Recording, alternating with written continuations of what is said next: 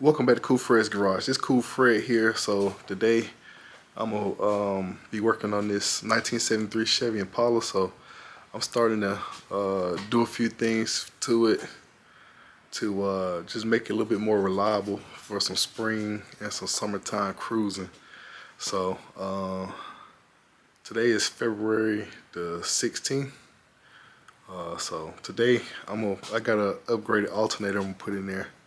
But over the series of the next few videos, I'm gonna be doing a few things to kind of improve the reliability of a few things on this car. All right, so what I'm gonna do now is I'm gonna start this thing up. So I got my trickle charger on here. So I got that NOCO Genius. That's an older one right there. They got some newer chargers now, but that's like it's a pretty good trickle charger that I use to keep my battery maintained on this thing. So I'm gonna go ahead and start this thing up and pull it back just a little bit.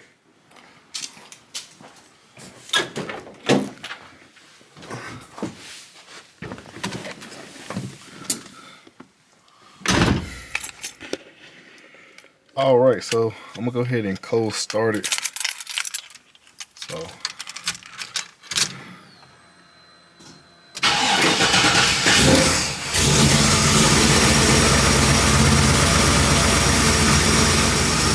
Alright, so that right there is pretty much how it starts up when it's cold.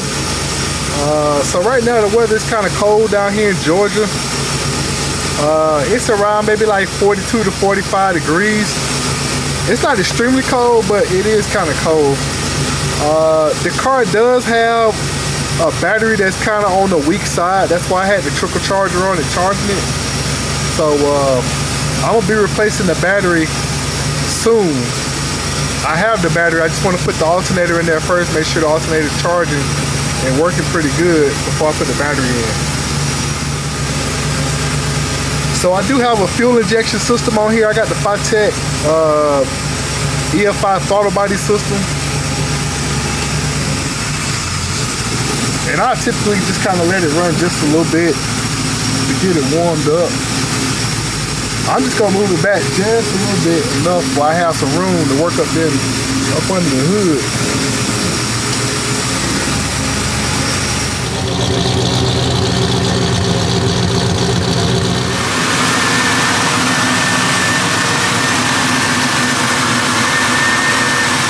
All right, so I pretty much just let anything run for a little bit to get it warmed up. So today we're gonna look at the new alternator that I got. So pretty much I've actually had this alternator for maybe about 3 months now. I'm just now getting getting a chance to put it on. But actually, like some of the things I was having, some of the problems I was having kind of before, you know what I'm saying, I'm not really having now.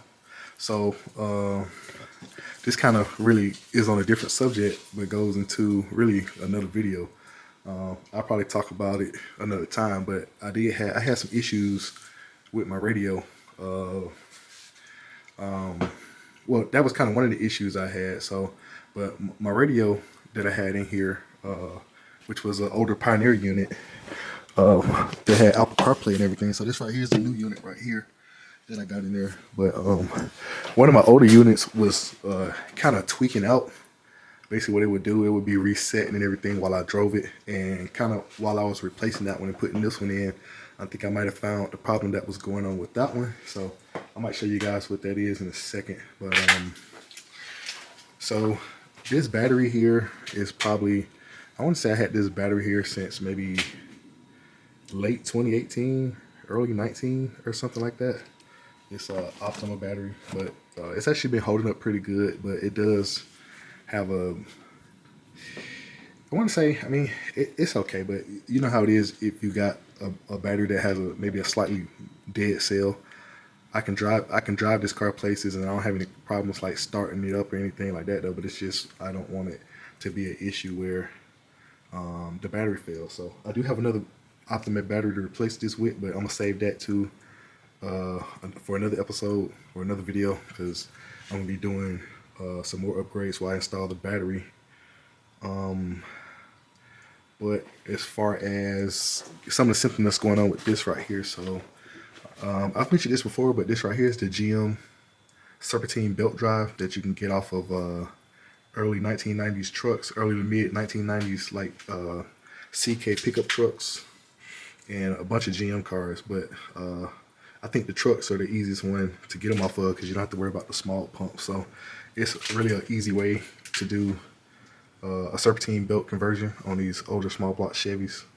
And you can just buy the route I took. I bought a new alternator, so I put the system on here in 2018. I did have a new alternator, and I just ordered up a belt tensioner kit. It was basically a kit that came with the belt, the tensioner, and the pulleys from Rock Auto. And from the donor truck, which I got this, I believe was from a 92 Chevy C. It was a Chevy or a GMC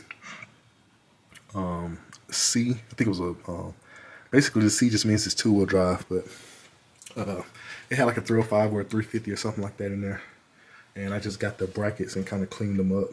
And I had to get the reverse rotation water pump and all that stuff and put on there, but that's like a way to basically get you a serpentine belt drive system very cheap. So one of the previous videos I did was me upgrading this pulley right here. I was going to be looking maybe for another GM pulley, but this pulley right here ended up being cheaper than the GM pulley. This right here is actually a March pulley that comes on a lot of their serpentine belt sets. So this right here is like a stock style 105 amp alternator, and it does pretty good.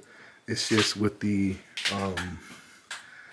I got a mild sound system in the car, and also have these high output small electric fans. So these electric fans, when they're coming on, and AC and all that stuff, starts to put a little bit more of a draw on the electrical system. So I just want to be able to have an alternator that can kind of handle everything, especially sitting, you know, in traffic at idle. All right, so one of the issues that I did figure out that I had, but it's not until I replaced my radio, was that I did have a slight battery draw on the vehicle, because like right now I notice I don't have nearly, I can let the car sit longer in between periods before I have to throw my trickle charger on it and stuff like that.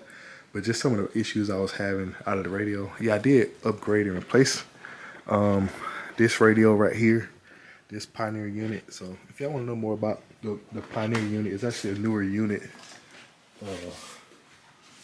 that was right here in this box right here. So if y'all want to know any more information about this one, and this one actually does have the wireless CarPlay. So that's I was able to warranty my other one out and get this one. But that's another video for another time. But if y'all want to know anything about it, I will make a separate video on it. But going back to this right here, it's basically, this right here is that I got integrated in the old wire harness is a PAC TR1. So this was maybe causing most of my issues as far as the radio resetting. So the radio resetting was one thing, and then a couple times I thought that I saw the voltage dip down on the alternator. But actually there was nothing wrong with the charging system or nor the alternator. I noticed maybe some of the charging system stuff, not really a problem with the alternator. It's just, you know, I need a more powerful alternator.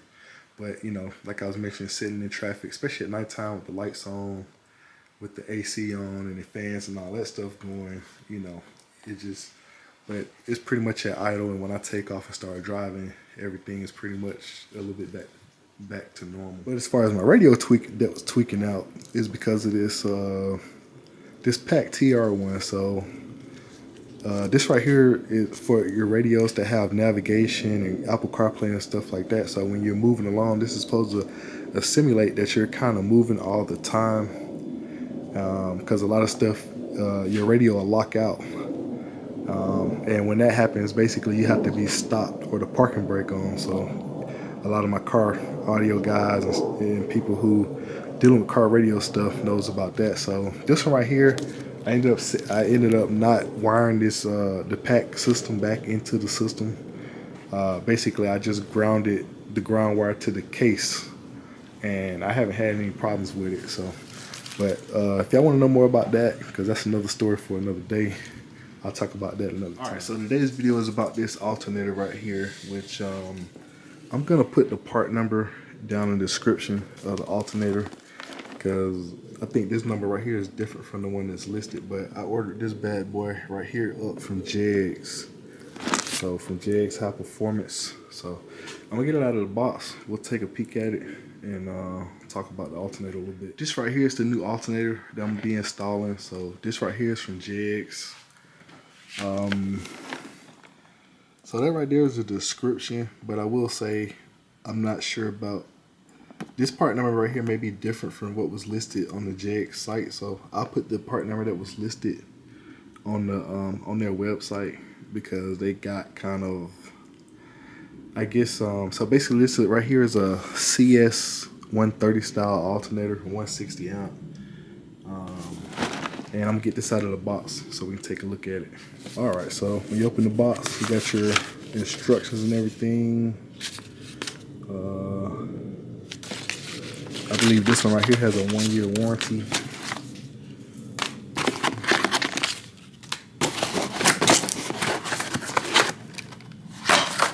So let's go ahead and pull it out of the box, put it on the table. All right, so this right here is it. So this right here is a black powder coated unit with a 6-groove pulley on it. So I like the fan blade style that it has on here. So this is it. I'm basically gonna take it over here and I'm gonna compare it to the one right there that's already on the car. So this one right here is supposed to be compatible with the belt drive. So I'm kind of just looking at this one to see, because you got one mounting point here and the other one is right there. So it kind of sits in there in that way right there. So I'm just gonna take this one that I got and compare it. All right, so me looking at this one, it's got a little bit of like cardboard and dust on it from just where it's been sitting, but it look like it's just gonna drop right in, and I'm not gonna have to do anything to it. I'm not gonna have to reclock the housing or anything. So this one right here has this plug right here. That's because it is a 1-wire self-exciting alternator. So what that means is when you start the car up and it starts spinning, is that means that it's gonna automatically start charging once it starts spinning. But an important thing to note is right here is you do have to attach a ground wire to it. So you do have to ground this. So I'm gonna make a like a 10-gauge ground wire and just ground it to the block somewhere. That way it's properly ground, and from there it should charge, no problem. All right, so one of the cool things about this belt drive right here is you can service a lot of stuff without having to really take apart a lot of the brackets and stuff. The water pump you can replace without, basically all you gotta do is remove the belt in the bolts, in the 4 bolts, and get the water pump out. The alternator is real easy, real simple, versus, you know, like the V-belt system that's on all the older small block Chevy cars from back in the day.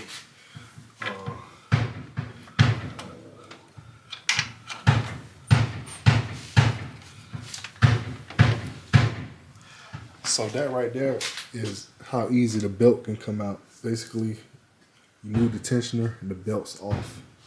So I've already got the battery disconnected, and I'm just gonna remove this this nut back here on the back.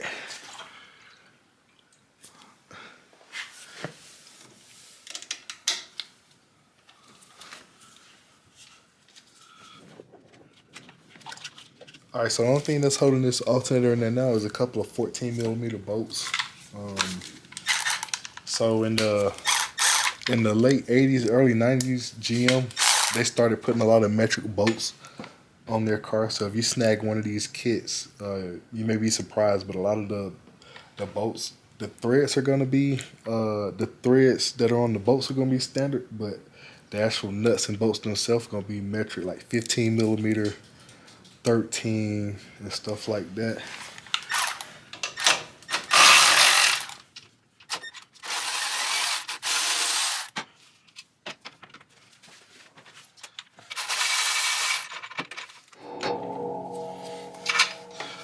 Alright, so that's all it is. This long bolt here and that shorter one right here. Then you just wiggle this bad boy up out of there and it's free.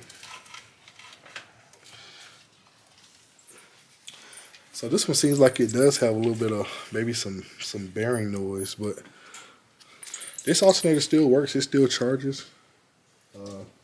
I just need something with a little bit more power.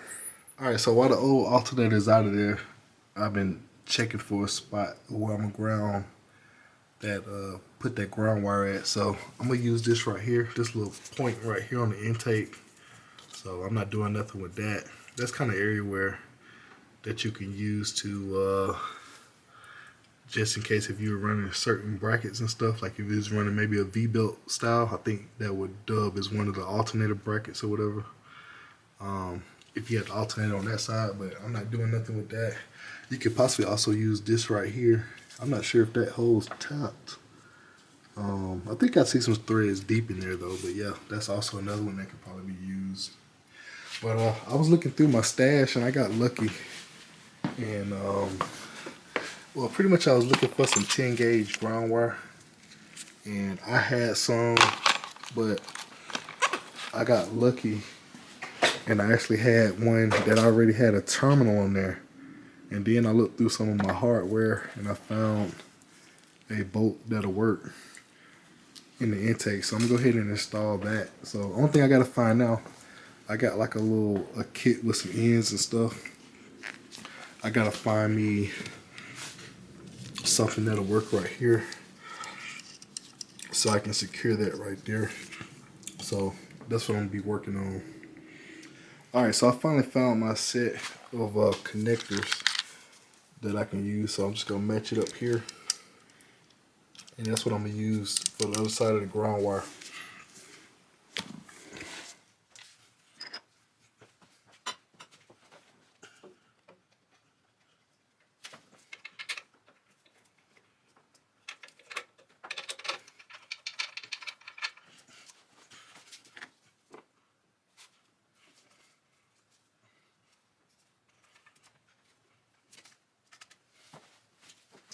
Alright, so it turns out, while almost getting this alternator down on here, because I was getting it down in there, and it was almost going, but I'm kind of hitting the spot over here on the valve cover.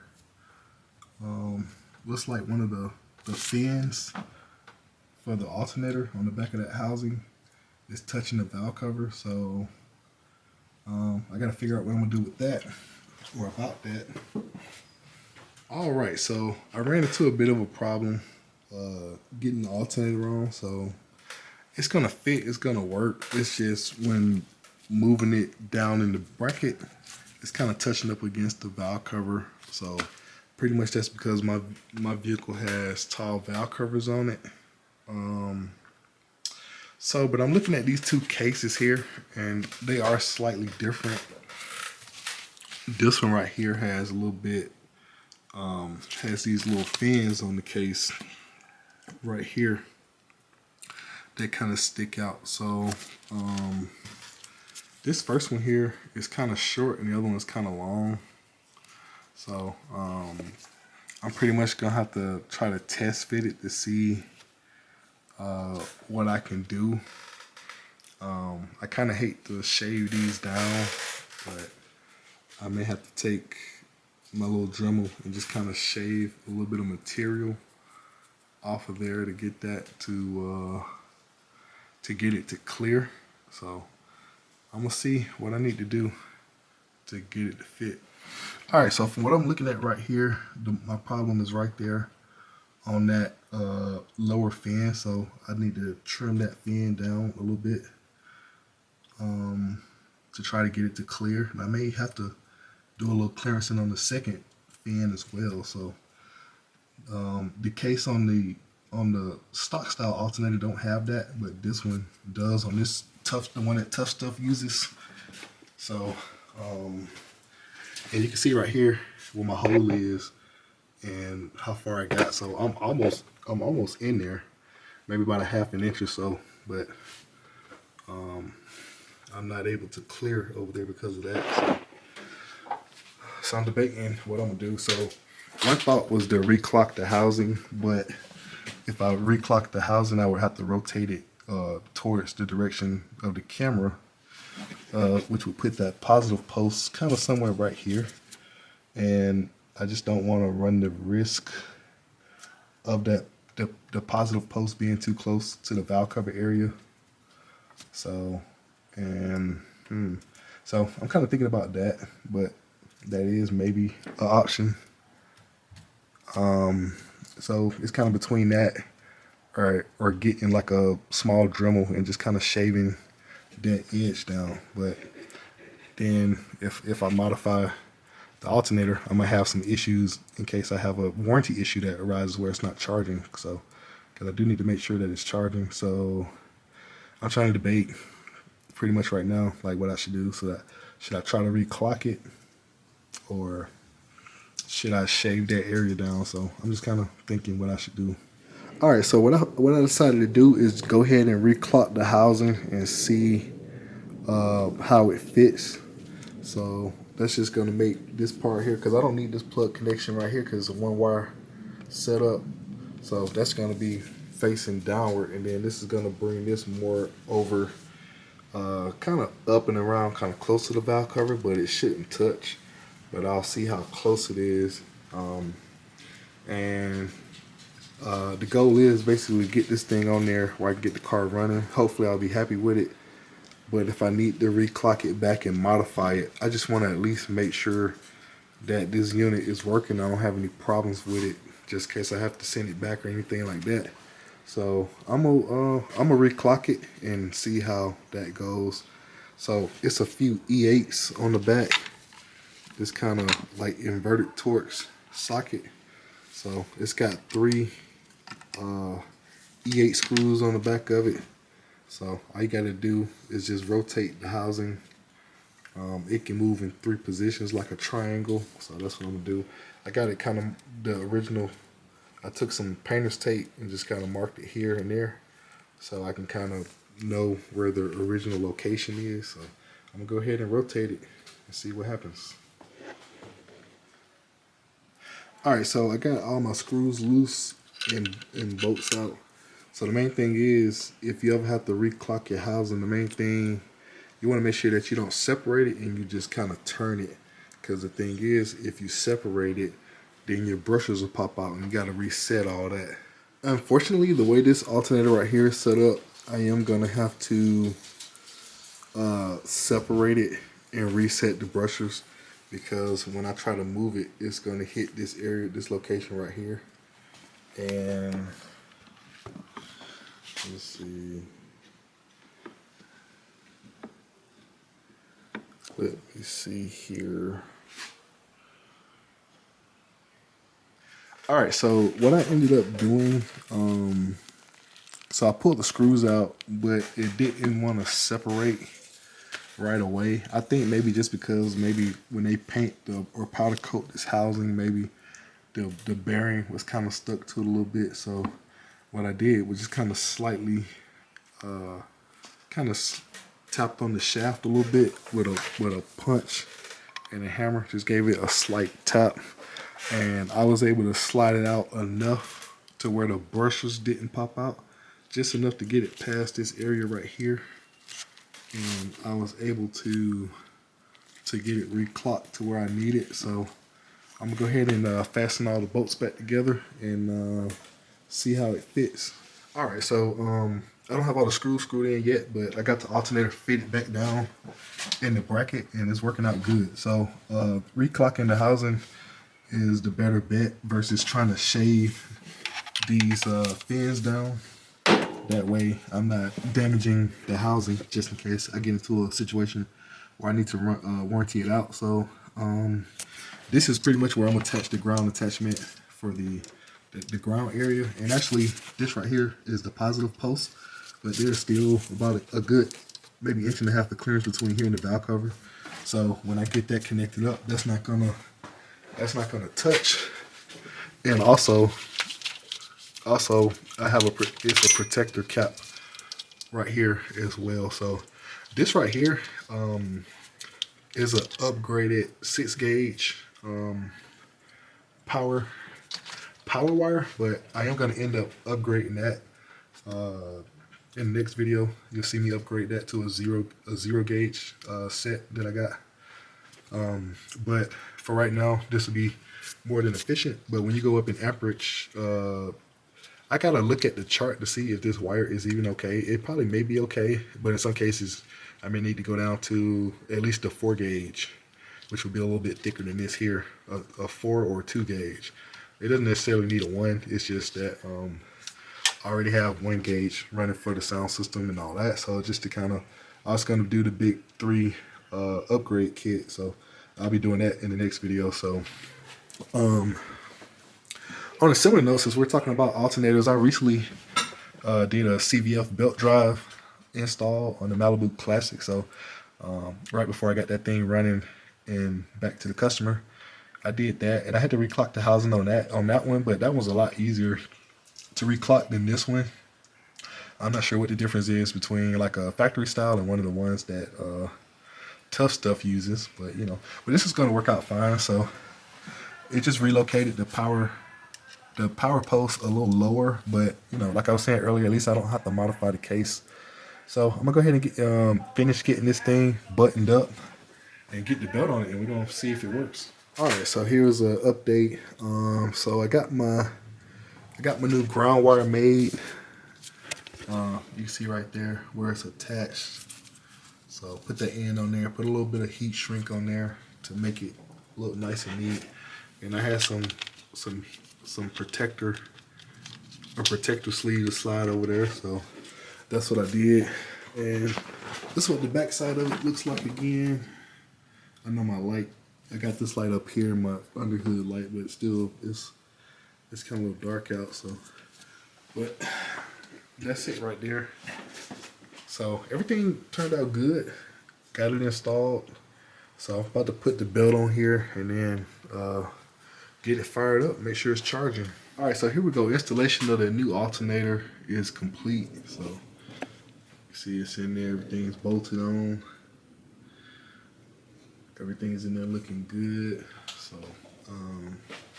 that's what I wanted. I wanted the black one with the polished fan. So just trying to do a little something different besides having a whole bunch of chrome under the hood. Something just kind of balance it out. So there we go. I'm about to start this thing up and see what we got.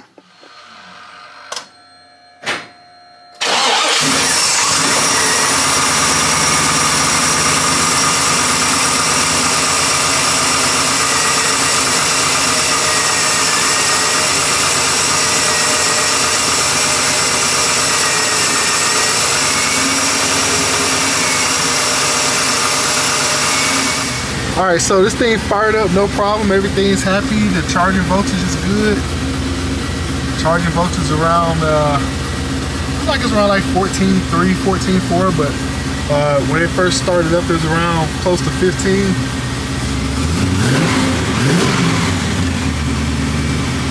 So everything seems happy. So I'm turning the lights on. I'm putting a few loads on it just to kind of see how the charger voltage is.